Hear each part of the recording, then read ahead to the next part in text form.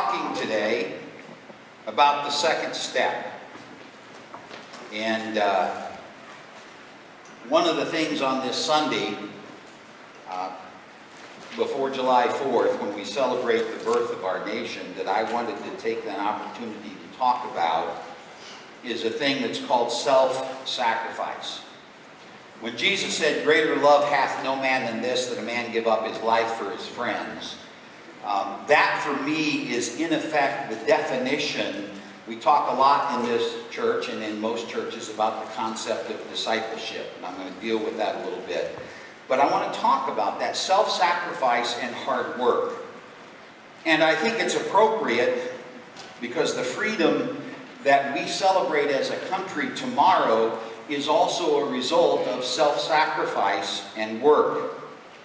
And people in this world, throughout the world now, are discovering for themselves just how difficult freedom is, because it always requires self-sacrifice and work. And a lot of people don't want to pay that kind of price. They actually prefer what they think is an easier way, and they're actually willing to sacrifice some of their freedom for it. And I think that's going on in our country today. That's a major discussion that's going on. Are we willing to sacrifice some of our freedom for what we think is going to be an easier way? Benjamin Franklin once said, "Those who give up essential liberty to purchase a little temporary safety deserve neither liberty nor safety." And if a nation, Doubleday put it this way, if a nation values anything more than freedom, it will lose its freedom. And the irony of it all is that if it's comfort or money that it values more, it will lose that too. And so the truth is, if we examine what goes on in our world, that people do have a tendency to flock to the easy way. Whether it's losing weight, we're always looking the easy way to lose weight. I mean, bottom line is, there's only one way to lose weight. You all know what it is, don't you? If you want to lose weight, what do you got to do? Well, actually, it's a formula. The calories expended must be more than the calories taken in, period.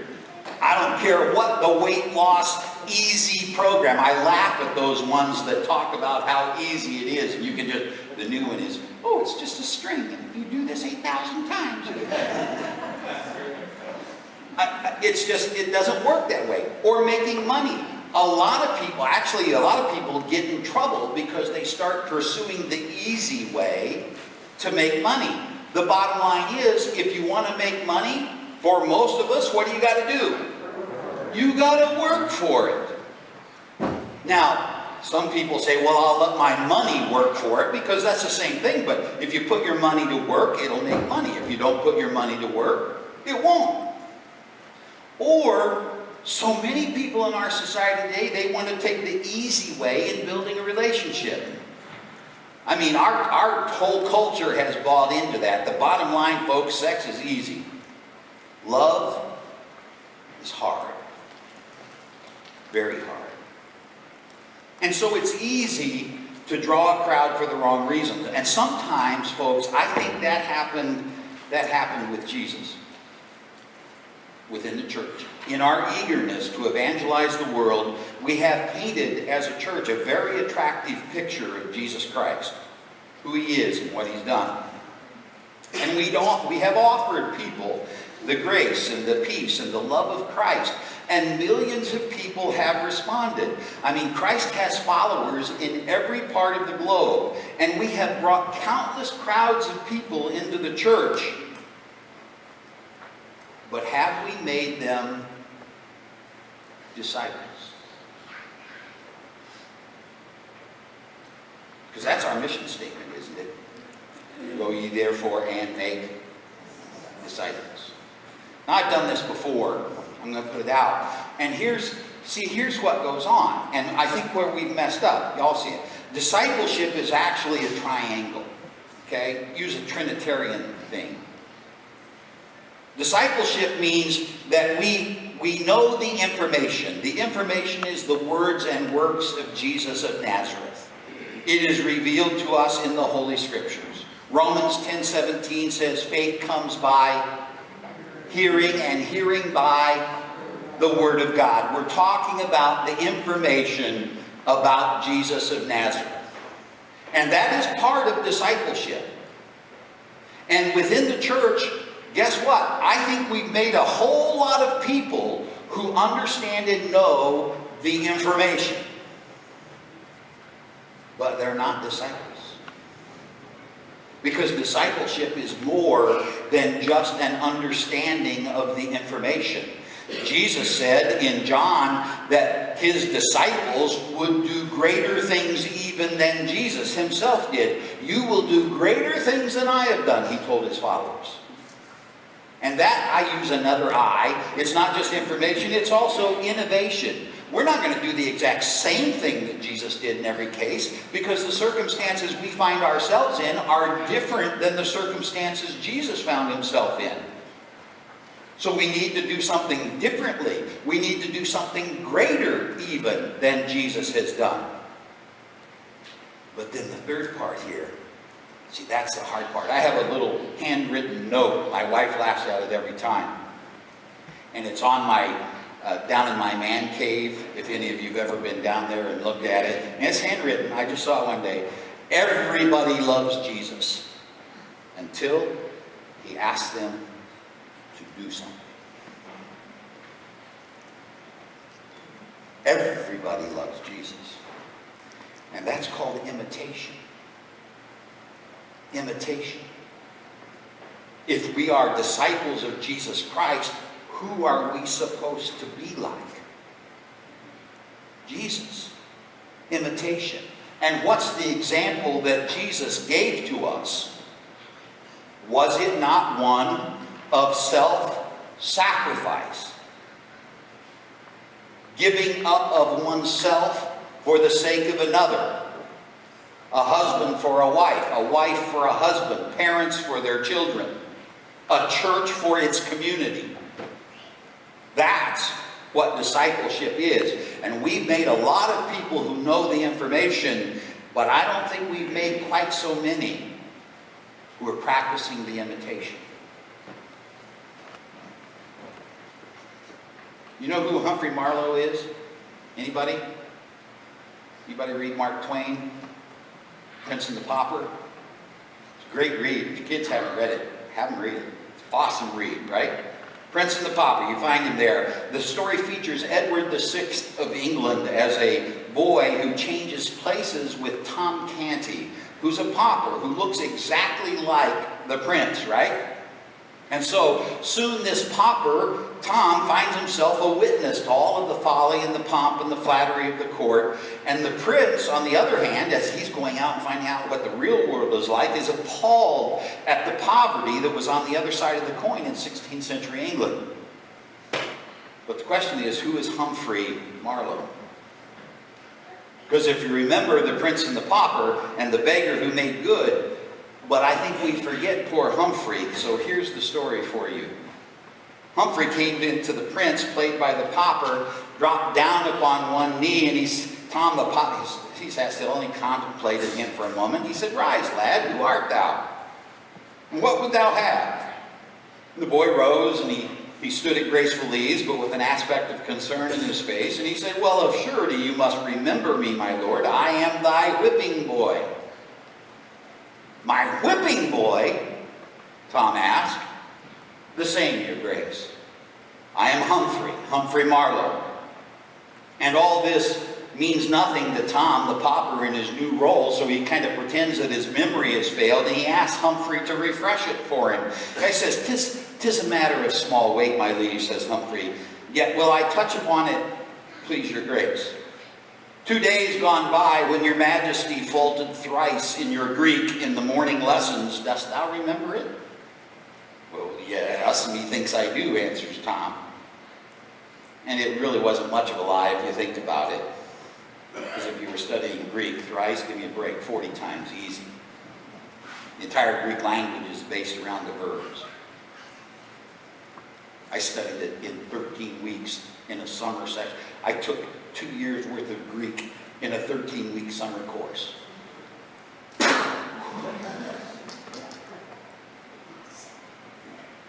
Tom says, go on, I do recall it now. The master, said Humphrey, being wroth with what he termed such slovenly and doltish work, did promise that he would soundly whip me for it. Whip you? Tom said, astonished out of his... why would he whip you for my faults? Ah, your grace forgetteth again, said Humphrey. He always scourgeth me when thou dost fail in thy lessons. Oh, true, true, said Tom. I had forgot, but Tom couldn't believe it. He had a whipping boy. Somebody to take his punishment. And folks, for a lot of us, that's who Jesus is. He is our whipping boy.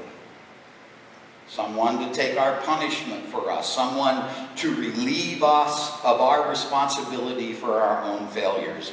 And that, folks, certainly is the gospel. That is God's amazing grace. By his wounds, we are healed. And God's unconditional and unmerited love for us, it is almost too good to be true, and it is still the most amazing story ever told. Jerry Hoffman, a Lutheran pastor in Minneapolis, tells about hosting a guest from Japan. And he sat next to her at the rehearsal dinner for the wedding of a member of their church's staff, and the staff member had been a guest in this woman's home in Japan while making arrangements for a group of Japanese young people to spend time with the members of their congregation. And so she had invited this woman to attend her wedding, and to her surprise, she came. Pastor and Mrs. Hoffman volunteered to host her in their home after the wedding. And when they had talked to Tamika after her impending visit in their home, her eyes lit up and she said, "Oh, let me prepare a Japanese meal for you and your guests." And so, courteous hesitation, they agreed, and at least they settled the discussion that they'd been having about what they might serve her, because she was going to fix dinner. But the next day after the wedding, they picked her up and they stopped at the most impressive grocery store in the city. And she immediately began to load the basket with jumbo shrimp and filet and all these expensive foods, right?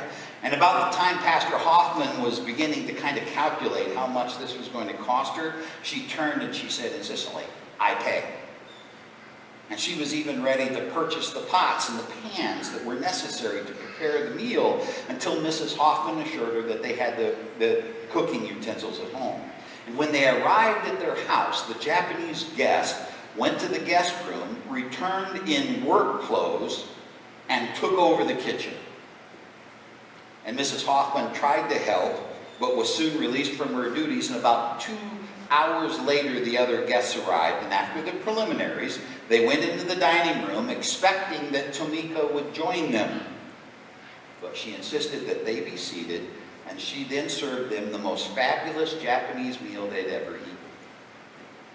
And Hoffman says this: "In our efforts to be good hosts to a foreign guest, we ended up being guests in our own home. And this obviously wealthy lady emptied herself, took the form of a servant, and graciously served us. Just as Jesus, who though in the form of God, did not count equality with God a thing to be grasped, but emptied himself, taking the form of a servant." I mean, what an absurd but powerful idea. The Lord of the entire universe took upon himself the form of a servant in our behalf. And folks, that is what we as Christians believe. That is what grace is all about. St. Paul writes, "Where sin increased, grace abounded all the more." But my point today, folks, starts now. Because we need to keep on reading in Romans the rest of the story. And so St. Paul asked then, Should we continue in sin in order that grace may abound? By no means. How can we who died to sin go on living in it? And then Paul tells us that yes, by all means, Christ died for us. But in our baptism as Christian disciples, we in turn die with Christ. We lay aside our former selves and we become a new creation in Him. And we don't do that as a legalistic requirement. We do it as a joyful response to what Christ has done for us. We don't have to do it. Disciples want to do it. It's called self-sacrifice. And that's the second step that we so often miss. Just as Christ has been resurrected from the grave, so are we to live resurrected lives. But resurrected lives are different lives. They're no longer lives that live primarily for the welfare of me and mine. They are lives that are lived for the welfare of others. And that's true individually in our relationships with other people. It's true corporately as a church serving a community. I had a discussion with Penny the other day, an important question for the call committee to consider. Are we calling a pastor to be our pastor of this congregation? Or are we calling a pastor to be a pastor of this community? Because underlying the answer to that question, is it all about us and what we need? Or is it all about this community and what it needs?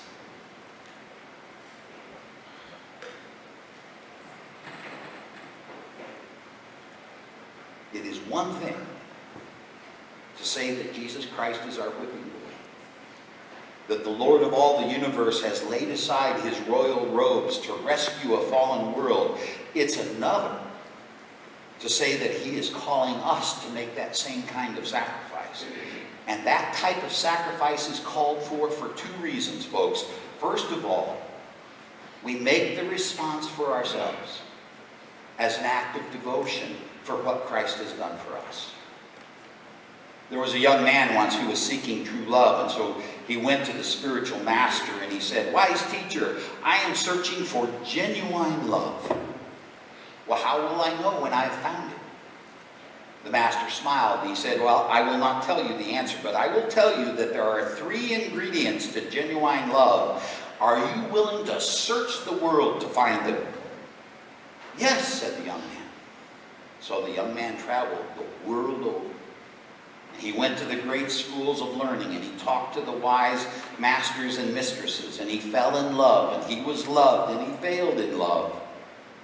And after many years, the young man returned to the old master, and the old master recognized him immediately, and he asked him what he had found. And the young guy said, "Alas, I've only found 2 of the 3 ingredients of genuine love." "Well, what have you discovered?" the master said. "Well, first of all, genuine love is life-giving. When you love and are loved, life itself is richer and more full, and love shared creates a new life in children." "That's right," said the master. "Secondly," he said, "genuine love is a forever love. It stands the test of time. Genuine love is deepening by the passing of the years." "That's right," said the master. Then the countenance of the young man fell, and he said, "But that's all I've learned." And the master said, "Well, are you willing to go again and seek and learn and experience more?" "Oh, no," said the young man. "I'm too tired." And the old man smiled and said, "Well, you've indeed found all the ingredients of genuine love. For not only is true love life-giving and forever, genuine love is very hard work." And it is, folks. Haven't you experienced how hard it is to love people? Sometimes it just seems life would be so much easier if I just didn't care. Genuine faith is hard work. But folks, we need that. A faith that costs us nothing, has no power to lift our lives from the humdrum to the extraordinary. Second reason is we seek to live the resurrected life. It's for the benefit of those who have not yet received the grace of Christ. A family once had two little puppies. One of the puppies was a boy, the other a girl, and for some strange reason, wherever the sister went, the little brother puppy was always on her tail, following right behind her. And every morning, as they were let out to play, they would go scampering out the door and down the steps and across the lawn and through a hole in the fence, and always the brother was following right behind his sister. And one day, the family decided to fix the hole in the fence. And the next morning, they let the dogs out to play, and as usual, the puppies went racing out the door, down the steps, across the lawn, and as the lead dog approached the fence, she saw that the hole in the fence had been fixed, and she quickly turned to the right to avoid hitting the fence. Her brother, however, was not so fortunate, and he crashed right into the fence. Later on, the family discovered why. He was blind. The puppy had been blind since birth, and he had simply learned that to get around, he had to listen. He had to listen to the sounds of his sister's footsteps and listen to where his sister was going and follow her. There is a blind world out there. And if you don't think so, all you got to do is read the headlines in the morning paper. And more than anything else, folks, people need to see the grace and the love and the peace of Jesus Christ lived out in human form. And that will only happen when we who have been buried with Christ in Christian baptism are resurrected with him to a new life, a self-sacrificing life. So do not settle, my friends, for making Christ your whipping boy. Make him the Lord of your life, because the world depends upon it. And whether it be you helping us make a new start in children's ministry, come the end of this summer, Linda Shilby has been serving faithfully, and she will continue to serve in children's church. But come the end of this summer, we don't have anything planned for this fall for children's ministry during our education hour, or whatever we decide to call it. Now, one of the things we're going to do, and we've talked about, is we're going to move the time frame starting this fall after Labor Day, and our start is going to be at 9:45 instead of 9 o'clock, because we're hoping. See, the bottom line is we've not had many kids coming to our 9 o'clock. So the value proposition that we're offering, the thing that not even our own members' kids have seen value. And I'm not talking about why. I don't know why. I just know that what we've been doing hasn't what? It hasn't worked.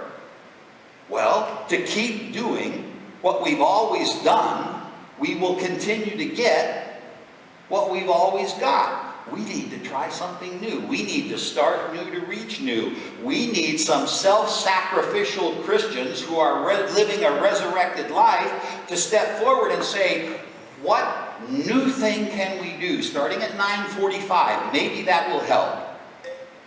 What new thing can we do to reach the young children of this community? Shoot, to reach the young children of this congregation. We're going to have a children's message at every worship service, and we're going to have children's church then during the worship service. Do we want to offer something before? If we do, God will provide. God will provide a self-sacrificing team that sees an importance in that ministry. So whether it be helping us make a new start in children's ministry, whether it's helping with the small group picnic that's coming up August 13th, whether it's participating in the 5-2 mission, or conducting your own personal private mission to that friend at work or that family member, my friends, take the second step. And on this Christian Nation Sunday, as we celebrate our independence as a nation, as we do, we also remember that our political freedom has been made possible by those who came before us and who were willing to take the second step, even unto death. Are we?